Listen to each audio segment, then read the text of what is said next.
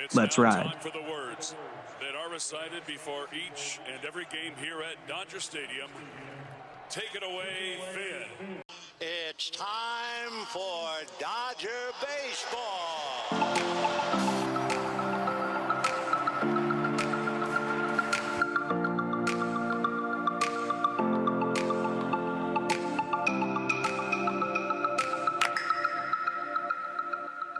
All right, guys, we're very excited today on the Incline Dodgers podcast. We are joined by one of the Los Angeles Dodgers starting pitchers. He's burst onto the scene this season, 2022.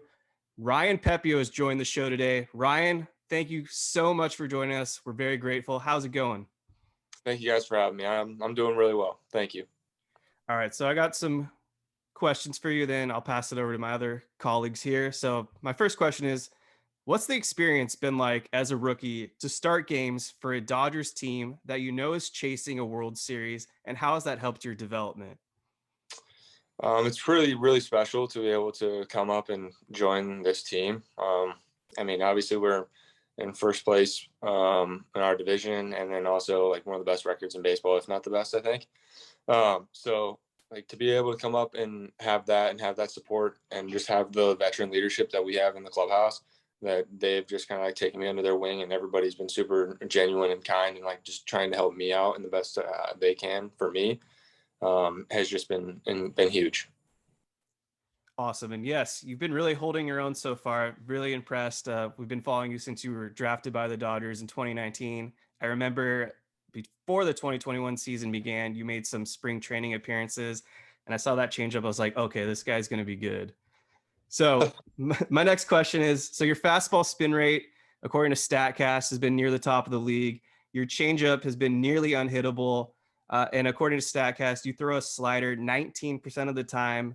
From what I've been reading, it seems like you've been really working on it this season. So I wanted to know, has Mark Pryor been working with you on it, as well as the rest of the Dodgers development team? And then on top of that, are you potentially working on a fourth pitch? Yeah, definitely. They've been helping me with the slider and a little bit more emphasis on it. Like going out throughout the minor leagues, especially like going in last year, like Double-A down, like it didn't really need it a whole lot. It was just being able to go out there and use fastball changeup. But then they're like, okay, once you get up to the higher levels, you're going to have to use the slider. So it's been kind of an emphasis on using it. And it's kind of like more of a cutter slider hybrid, just because my fastball kind of has arm side run, changeup already does this. So I don't need something going super far to the left. So they've been working on that with me and just having something consistent to use and having a third option. And then I think going into the offseason, I'm sure they're going to ask and try to work with me on having a fourth option as well. Awesome. All right, guys, passing it over to you. Go ahead, Jake.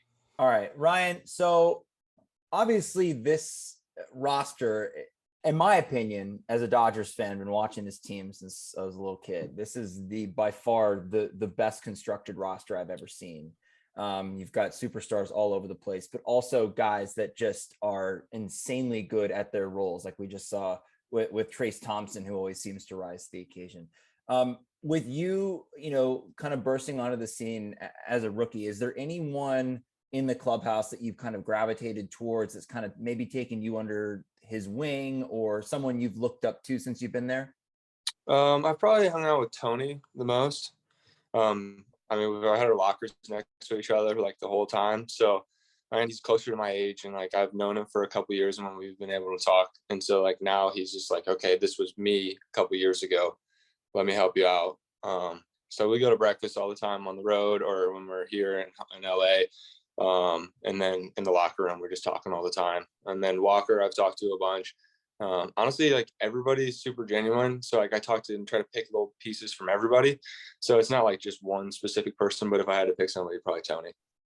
That's really interesting because Tony, it hasn't always been easy for him. He's battled with injuries and he's kind of had to, tough it out in a lot of ways. Do you kind of look at his trajectory as something that, even if things, don't go your way, or you maybe struggle here and there, that you can kind of see it and say, you know what, eventually I could make it to the top of this rotation. He was an all-star this year, and he's been consistently one of the best pitchers in the rotation. Yeah, definitely. I think a lot of it was just like, he's like, hey, like 2-3 years ago, this was me. Like, you come up, you pitch, you get sent back down right away. You come back up a few weeks later, do the same thing all over again. So he was just kind of just helping me out with like, hey, like wherever you're at. And Mitch White helped me out a ton too, because he had it even worse last year. But it was more just like whenever they give you the ball, wherever you're at, you just take it. And then when you get the opportunity to hang out and stay, like, enjoy it, because it is a fun team to be a part of. So that's pretty much been the gist from Tony. Yeah, we love Mitch White on this podcast. Yeah, so. we're very pro Mitch White. We're pro Mitch White. So I kind of want to get a sense of the vibe in the clubhouse. I mean, obviously, when we see the team on the field, it looks very, business as usual. Everyone kind of knows their role, does their job, but you guys also have a lot of fun. We've seen some, Instagram stories from Hanser Alberto likes to have a lot of fun. And, we've seen DJ Mookie Betts, kind of give us a vibe of what it's like in the clubhouse. I mean, is it kind of like that loose atmosphere, or is it more kind of like you need to come in and do your job? Combination of both. I think it's a lot more on the side of like, you do you, kind of like each person is going to go about it differently. Someone may be a little more serious. Someone may be a little more trying to have some fun, like Hanser Alberto, like he's out there just having a good time. DJ has been Phil Bigford lately. So yeah, Phil back there with the tunes pregame. How does he compare to Mookie? Honestly, I haven't been around when Mookie was doing it, so I don't have much to say. But honestly, Phil does the job. They have a good like setup. JT does it sometimes too, but yeah, they have a good setup and they got a good playlist. So Phil is up there and he knows what he's doing. But it's fun. It's a fun clubhouse, and everyone's kind of just pulling for each other. So it's obviously business as usual. Every game we go out there and expect to win every night, and then we expect to also have fun while we're doing it, because we get to play a game that we all played since we were little kids and love. So you can't really complain about that. Sweet. I have a couple more questions, but in the meantime, let's pass it over to David. Yeah. So first of all, thanks for joining us. My first question is, at any point since you've been called up, did you have like a kind of holy shit moment where it all felt real, whether it was seeing Clayton Kershaw or Mookie Betts in the clubhouse, or your first start at home? And if you did, what was that moment for you? Probably two of them. Was probably first time, like, I was getting ready in Pittsburgh, and then I walked out, because I do all my stuff inside before like walk play catch, and I like walked out of the tunnel and I saw like all my family and friends, because I'm from Indianapolis, so it's like the closest play to home in like years. So I saw all my family and friends who like came out, and they're all right down the first base line as I was walking out to the outfield, and I'm like, okay. I turned around and I looked at the stadium. I was like, all right, holy cow, like this is real. Yeah. And when I stepped on the mound for the first time in Dodger Stadium, like with fans there, because like I pitched there with nobody there in like 2020 season, which was kind of shocking and big moment. But then when you get there and there's 50,000 people staring at you, I'm like, okay, holy cow, there's a lot of people. This thing goes away. And then I'm like, I can see my family and my wife like in the second level where they have like the family section. And then I'm like, that's a lot kind of crazy, because there's still two levels above them. And those were a couple holy crap moments. Yeah. No, the top deck at Dodger Stadium, I don't know if you've been up there, but you get to the top and it's just straight down. It's pretty nuts. Yeah, it's a little, I'm kind of like sometimes afraid of heights, sometimes not. And oh my gosh. Yeah, definitely avoid the top deck in that case. All right. Second question is, so you kind of rose through the minor league ranks pretty quickly from 2019 to now. So my question is, if you had to pick one, you don't have to pick one. If you could name a couple, but who's someone in the Dodgers minor league system that, you've seen or played with that Dodgers fans should be excited about? Because, a lot of fans won't necessarily follow the minor leagues, and they'll see the guys who have already come up. But who's a guy or a couple guys that Dodgers fans should be excited about? Michael Busch for sure.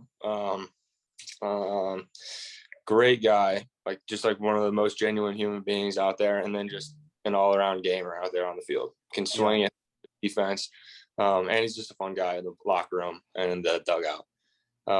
Let's see. Let me pick another one. Maybe somebody like that's not. I was gonna say Vargas, but everyone already knows about Vargas and loves Vargas. Outman too. He's a good player and a good dude.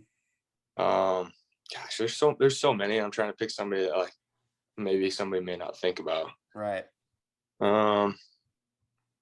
Honestly, I mean, Gavin Stone's a good dude. He's a good pitcher, and everyone's kind of like starting to figure that out. Let's see. Who else? Gavin Stone was actually on this podcast right after he got drafted. Right after. Yep. From his car. His Very car. nice guy. I remember seeing that, and I was like, dude, you did a podcast on the car. He goes, yeah, I kind of lost track of time. Fair. Honestly, there's so many guys in the organization that are just good players and good guys. Yeah. Like I have to tout the Dodgers on doing that, and they do a good job of like figuring out the character of people before drafting them too, and like I think it pays dividends, especially like in the clubhouse and then on the field, and like building team chemistry and like a winning culture. Yeah, right on. I got one more, but I'll save it for the end. Go ahead, Kev. All right. This is where we're gonna see a little of your personality now. So brace yourselves. Give me one fictional movie or TV character you'd go on a guy's trip with. Oh wow. Fictional movie or TV or TV show. Fictional. Let's see. Honestly, I haven't really watched a whole lot of fictional stuff lately. Let's see. I mean, I'd go on a guy's trip with like Kevin Hart or like Dwayne The Rock Johnson when they're in movies together. That works. I mean, those two guys together. I mean, you can't be. I'll take it. What's a band or a musical act that just fires you up? Let's see. I'm a big country person, so I've been on a big Luke Combs kick lately. I love Luke Combs. So you can't complain there. Very nice. Well, let me just jump in because my question kind of connects to that. So what is your warm-up song? And tell us how you came to that decision. Let's see. It's American Ride by Toby Keith. Or no, I don't think it's Toby Keith. I forget. It's American Ride. I think it is Toby Keith, but it's American Ride. Let's see. I forget what I had last year when I was doing, but then I changed it to the 4th of July, on the 4th of July, and I picked American Ride, and I went like 7 perfect, and I was like, oh man, I'm gonna keep. Yeah, love it. All right, and then last one for now. What's one thing you want to do in Los Angeles that you haven't been able to do yet? Ooh, I got to spend like 3 months in LA in the 2019 off season because my wife was a professional ballerina here. So I got to do a good amount of stuff. Let's see. I would have said like drive up the coast in a convertible on Pacific Coast Highway, but I've done that. That was one thing I wanted to do. Yeah. Honestly, probably like just be down the street and like run into a celebrity. Yeah. That's a good answer. I've done that, and like I've seen people like I'm like, oh my gosh, that guy's in the movies, like but then like I don't really recognize know their name, but like somebody like big time, I just like happen to walk down the street, maybe like walk into a Trader Joe's or something like that and get some groceries, and next thing you know, they're popping out. I'm like, oh, hello. that is a very LA thing. So I got to like say something because like when I was at Kershaw's ping pong challenge a couple weeks ago, like Will Ferrell was there, and I just kind of cramped up and I didn't say anything. He was probably pretty excited to see you because it kind of goes both ways. Fan, yeah. Like Turner more, so like I didn't want to like barge in there. But like Max, what's his last name, Stedfield or something like that, and Lamorne Morris from New Girl. Like they were there, and I kind of cramped up and didn't say something to them either, but somebody else did, and they're like, dude, they wanted to talk to all of us, but they were kind of scared too. I'm like, I didn't even think about it that way. Yeah, it kind of goes both ways. I wanted to ask you real quick, your wife's a ballerina. What's that all about? So we went to school together at Butler, and she was arts administration degree major. So it was like you basically did ballet and also got a business degree. So she graduated in 2019, the year I got drafted. A month before I got drafted, she signed with a professional ballet company in downtown LA. And then a month later, I got drafted to the Dodgers. Whoa. Pretty cool. Yeah, so that's pretty cool. Was that just like a coincidence, or you kind of knew that was coming? No, it was kind of just a coincidence. That's amazing. Like where she like had like looked at companies in LA and like Pittsburgh and a couple other spots, and then ended up going with the one in LA. And then a month later, Dodgers picked me. How's your ballet skills, Ryan? No. Not good. No. That was a quick no. That was a very quick no. I do have one more question for you. So you kind of touched on it a little bit when you kind of have to deal with being called up and being sent down and kind of going between the minors and the majors. What is the most difficult part about that? How do you stay ready in those moments when you do get the call up?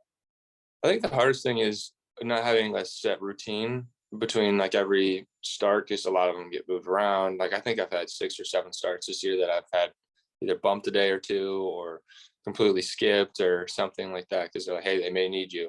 And it's kind of fun. Like when I went to AAA, I realized it a little bit last year where like the needs of the big league club kind of outweigh like the AAA team. Like where if somebody's like set to pitch, they're like, oh, but we may need you in a day or two.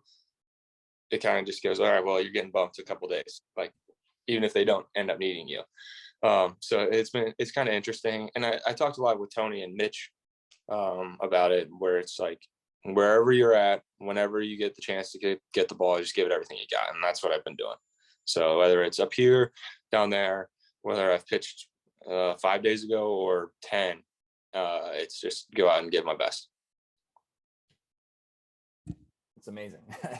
Can't imagine. I mean, I always thought about that because like, you know, it would be kind of weird if you just pitched like 2 days ago and they're calling you up. So like they kind of dictate that of your pitching schedule. That must be tough to stay kind of in a routine. Yeah. So like normally like in my 5-day routine, like I'll take it easy the day after I pitch, throw a bullpen on day 2, and then the next 2 days kind of like light recover, do what I need to do to get ready for the 5th day. But then sometimes it turns into 6. Obviously minor leagues is 6 because you have the Monday off day. But then sometimes it turns into 7. I've had 12 or 14 this year too, a couple times. So like it's just like, so whatever I can do to stay ready, throw a couple extra bullpens, have a couple guys stand in, whatever I can, to try to simulate anything to get me ready. Word. Well, it's working for you, man. Thank you.